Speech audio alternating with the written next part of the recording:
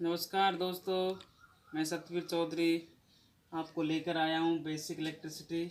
और आज इसमें हमें पढ़ना है magnetic field and magnetic field lines. That means चुंबकीय क्षेत्र और चुंबकीय बल रेखाएं। तो देखिए, सबसे पहले मैं बात करूँगा किसकी? चुंबकीय क्षेत्र की। किसकी बात करूँगा? चुंबकीय क्षेत्र की। तो इसमें आपको पता है कोई भी एक मैग्नेट होती है। मैग्नेट मीन्स एक चुंबक। चुंबक में क्या होता है? दो ध्रुव होते हैं, दो पोल्स होते हैं इसमें। एक तो नॉर्थ पोल और एक क्या होता है? South pole. तो इसके बारे में थोड़ा सा मैं पहले आपको बता देता हूँ। सबसे पहले एक ऑरस्टेड वैज्ञानिक हुआ था। ऑरस्टेड ने सबसे पहले किसके बारे में बताया था? चुंबकीय क्षेत्र के बारे में, मैग्नेटिक फील्ड के बारे में किसने बताया था सबसे पहले? ऑरस्टेड ने। उसने क्या किया था? एक वायर लिया था और उस वायर में क्या फ्लो करवाई उसने? एक करंट फ्लो करवाई थी। तो करंट के ये जो इसमें फ्लो करवाए थे उसके पास एक वो क्या ले गया था? एक सुई लेकर गया था वो, जिसको कंपास बोल सकते हैं हम, या चुंबकीय सुई बोल सकते हैं इसको। इसमें डायरेक्शन थी। तो होता क्या था, जैसे इसके पास लेके हम जाते हैं तो इसमें क्या होने लग जाता है? डिफ्लेक्शन होना स्टार्ट हो जाता है।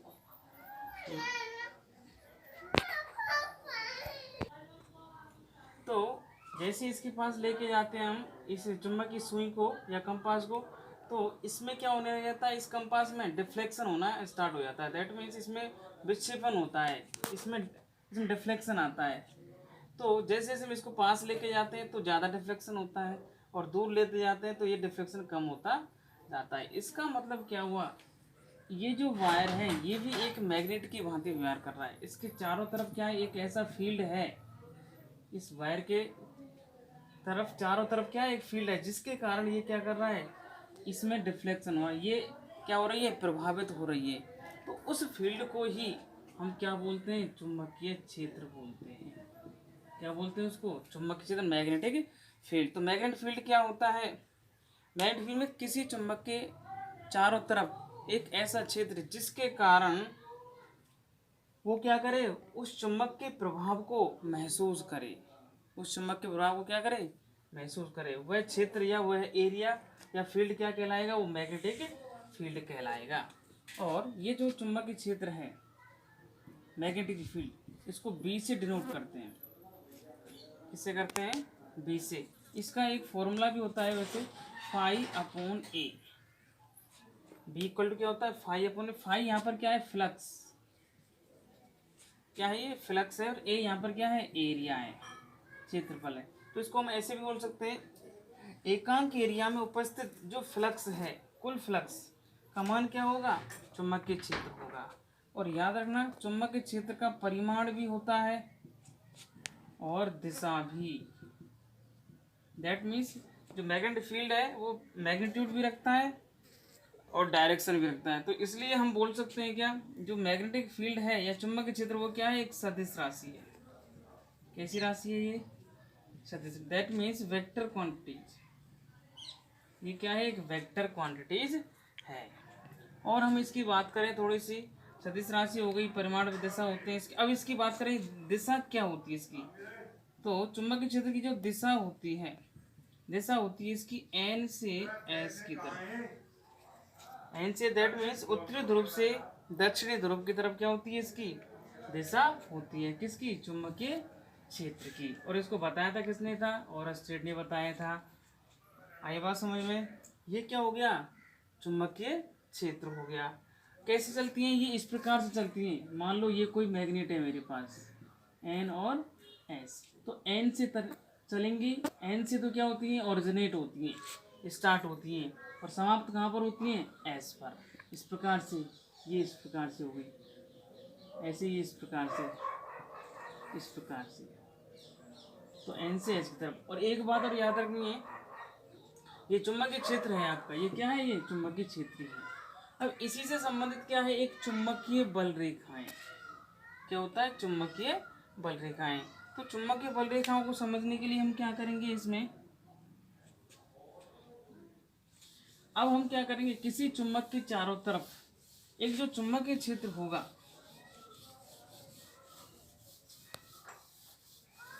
हम किसकी बात कर रहे हैं अब? चुंबकीय बल रेखाएं। किसकी? चुंबकीय बल रेखाएं। तो चुंबकीय बल रेखाएं क्या होती हैं? ये किसी चुंबक की, ये एन और एस। चुंबकीय बल रेखाएं वो हैं जो चुंबकीय क्षेत्र है किसी भी चुंबक का, उसके पाथ को हम एक ही काल्पनिक पाथ से समझाते हैं। दैट मीन्स कोई भी चुंबक का जो चुंबकीय क्षेत्र होगा वो कहाँ कहाँ होके जा रहा है, एक पाथ से दर्शाते हैं हम। वो रास्ता वो क्या कहलाता है? चुंबकीय बल रेखाएं। दैट मीन्स चुंबकीय बल रेखाएं क्या है? किसी चुंबक के चारों तरफ चुंबकीय क्षेत्र को प्रदर्शित करने के लिए काल्पनिक रेखाओं का समूह। किसी भी चुंबकीय क्षेत्र को दर्शाने के लिए जो एक चुंबक के चारों तरफ काल्पनिक रेखाओं का समूह खींचा जाता है, उसको ही हम क्या बोलते हैं? चुंबकीय बल रेखाएं बोलते हैं। इस प्रकार से ये काल्पनिक रेखाएं होती हैं, ये हमें दिखाई नहीं देती हैं। और ये एन से क्या होती हैं? ऑरिजिनेट। ये इस प्रकार से चलती हैं, एन से चलती हैं और एस पर क्या हो जाती हैं? समाप्त। ऐसे ये एन से चली, एन एस पर क्या हुई? समाप्त। ऐसे बहुत सारी बल रेखाएं होती हैं, मैग्नेटिक फील्ड ऑफ लाइंस। आई बात समझ में? दूसरी बात, पहली बात तो यहाँ समझिए हम, ये एन से निकलती हैं और एस पर क्या हो जाती हैं? समाप्त हो जाती हैं। दूसरी बात, ये जो चुंबकीय बल रेखाएं कभी भी नहीं काटती।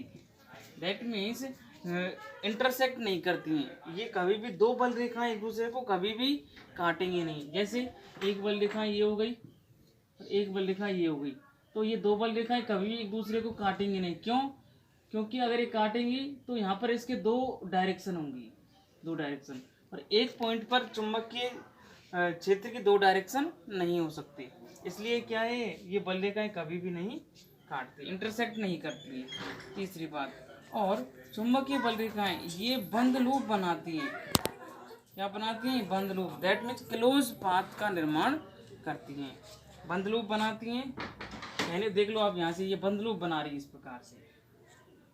जबकि एक होती है विद्युत बल रेखाएं, वो बंद लूप नहीं बनाती हैं। याद रखना, चुंबकीय बल रेखाएं और विद्युत बल रेखाओं में क्या होता है? डिफरेंस होता है।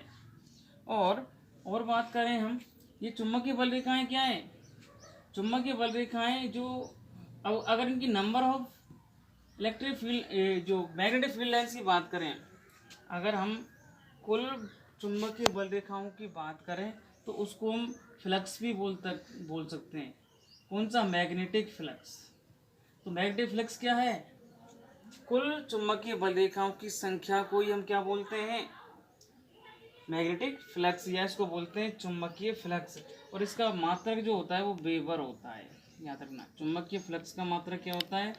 वेबर होता है। और अगर चुंबकीय क्षेत्र का मात्रक पूछे आपसे, चुंबकीय क्षेत्र का मात्रक जो होता है वो होता है टेस्ला।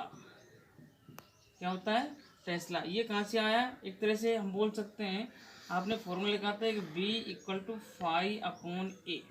तो यहाँ से फाई का, तो ये तो फ्लक्स का वेबर हो गया, अपॉन में एरिया का क्या हो गया? Metre square. तो वेबर अपॉन मीटर स्क्वायर, यही क्या होता है आपका? एक तरह से ये हो गया मात्र। यहाँ पर टेस्ला क्या होता है? एक फॉर्मूला और होता है, F=BIL। तो B क्या हो गया यहाँ से? F/IL। F क्या हो गया यहाँ से? न्यूटन। बल का मात्रा क्या हो गया? न्यूटन। I का एम्पियर हो गया, और लेंथ का क्या हो गया? मीटर। तो न्यूटन अपॉन एम्पियर मीटर, ये क्या होता है आपका? टेस्ला होता है। तो ये इसके मात्रा वगैरह हो गए। तो ये क्या हो गई आपकी? चुंबकीय बल रेखाएं हो गई। इससे आगे हम पढ़ने वाले हैं विद्युत चुंबकीय प्रेरण, दैट मीन्स इलेक्ट्रोमैग्नेटिक इंडक्शन। तो इसमें क्या किया था, ये जो इसका नियम दिया था, ये किसने दिया था? ये फैराडे ने दिया था। किसने दिया था? ये फैराडे ने। तो फैराडे ने क्या किया था इसमें, तो सबसे पहले एक तो ये तो कुंडली है, ये क्या है? ये कोयल है, या जिसको बोलते हैं कुंडली। इसने एक प्रैक्टिकल किया था इसमें। कैसे किया था? ये कुंडली, और कुंडली में एक है गैल्वेनोमीटर, दैट मीन्स इसको बोलते हैं धारा मापी।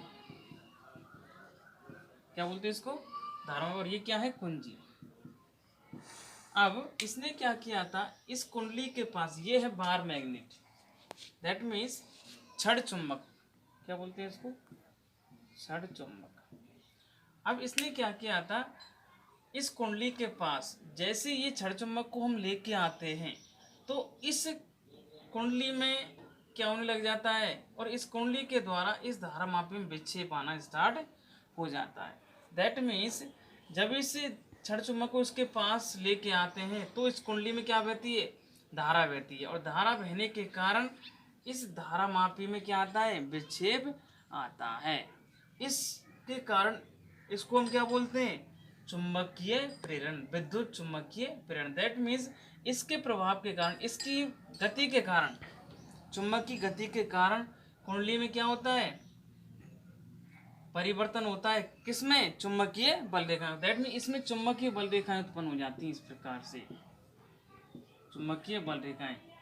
अब इसको हम व्याख्या कैसे करें, व्याख्या करने का मतलब इसमें क्या है, जैसे ही हम इस छड़ चुंबक को इसके पास लेके आते हैं तो इसमें क्या होता है, इस चुंबक के प्रभाव के कारण इसमें चुंबकीय बल रेखाओं में क्या होता है, परिवर्तन होता है, जिसके कारण इस कुंडली में क्या होने लगता है, फ्लक्स उत्पन्न हो जाता है।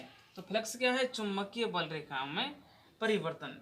फ्लक्स उत्पन्न होगा, उस फ्लक्स के कारण इस कुंडली में क्या बहती है, धारा बहती है, और धारा बहने के कारण इसमें क्या आता है, धारा मापी में वो विक्षेप आता है, और इस प्रभाव को ही, इफेक्ट को ही हम क्या बोलते हैं, इलेक्ट्रोमैग्नेटिक इंडक्शन बोलते हैं।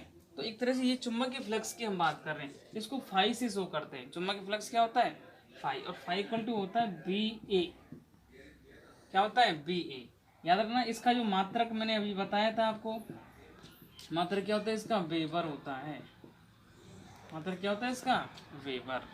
और चुंबकीय फ्लक्स बोलते किसको हैं, चुंबकीय फ्लक्स का मतलब है किसी भी सरफेस से टोटल जो चुंबकीय बल रेखाएं हैं उनकी जो संख्या होगी, उस संख्या को हम क्या बोलते हैं, चुंबकीय फ्लक्स बोलते हैं। किसी भी पृष्ठ में उपस्थित कुल चुंबकीय बल रेखाओं की संख्या क्या कहलाती है, चुंबकीय फ्लक्स कहलाती है। तो इस प्रकार से ये फैराडे ने विद्युत चुंबकीय प्रेरण को सिद्धांत को समझाया था। इसके दो इसने नियम दिए थे। पहला नियम क्या दिया था इसने, फर्स्ट नियम ने बताया था कि चुंबकीय फ्लक्स में जितना चुंबकीय बल रेखाएं जितनी होंगी उतना ही फ्लक्स में परिवर्तन होगा, और फ्लक्स में जितना परिवर्तन होगा उसके कारण उस कुंडली में क्या होगा, एक ईएमएफ उत्पन्न होगा, जिसको हम क्या बोलते हैं, प्रेरित EMF, induce EMF. Induce EMF का मतलब क्या है, जितना फ्लक्स में परिवर्तन उतना ही उस कुंडली में या कॉइल में क्या उत्पन्न होगा, प्रेरित ईएमएफ या इंड्यूस ईएमएफ। दैट मीन्स दूसरा नियम क्या था, दूसरा नियम ये था, इसमें जो ईएमएफ होगा वो होगा N d∅/dt, या माइनस चिन्ह और है। अब इसने क्या बताया था, इसमें जितना फ्लक्स में परिवर्तन होगा, फ्लक्स में परिवर्तन की जो दर है वो किसके समानुपाती है, ईएमएफ के समानुपाती है। ये किसने बताया था, ये इसके दूसरा नियम था। तो फैराडे के कितने नियम है विद्युत चुंबकीय प्रेरण के, दो नियम। पहला नियम क्या था, इस प्रेरित ईएमएफ कैसे उत्पन्न हो रहा था, जितना फ्लक्स में परिवर्तन होगा उतना ही प्रेरित ईएमएफ होगा। दूसरे में फ्लक्स में जो परिवर्तन की दर है वो किसके समानुपाती होती है, ईएमएफ के समानुपाती होती है। एन यहाँ पर क्या है, नंबर ऑफ टर्न्स, फेरों की संख्या है। अब यहाँ पर हम बात करें माइनस चिन्ह क्यों आ रहा है, तो ये आ रहा है लेंज के नियम के कारण। लेंज का नियम दैट मीन्स इसमें जो फ्लक्स में परिवर्तन होगा और ईएमएफ में जो परिवर्तन होगा वो विपरीत होगा, इसकी डायरेक्शन क्या होगी, अपोजिट होगी। इस कारण से इसमें क्या आता है, नेगेटिव चिन्ह आता है। तो इस प्रकार से हम जो विद्युत चुंबकीय प्रेरण है इसको समझ चुके हैं। तो प्लीज़ एक बार देखो, अच्छा लगे लाइक एंड शेयर करो।